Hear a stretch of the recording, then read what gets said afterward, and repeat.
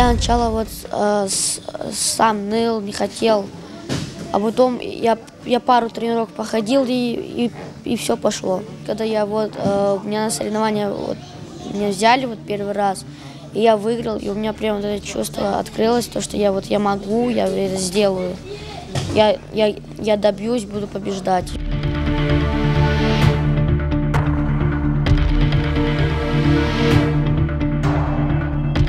Его совсем маленьким привели ко мне, такой малыш. И я действительно не хотел его брать, потому что он сильно маленький был.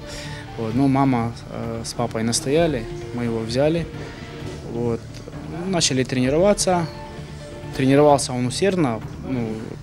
Знаете, как в этом возрасте многие дети приходят, там балуются, играются. А этот такой выкладывался на тренировках. И результат начал у него расти довольно-таки быстро. Это все зависит от него. Мы стараемся, мы ему помогаем всячески.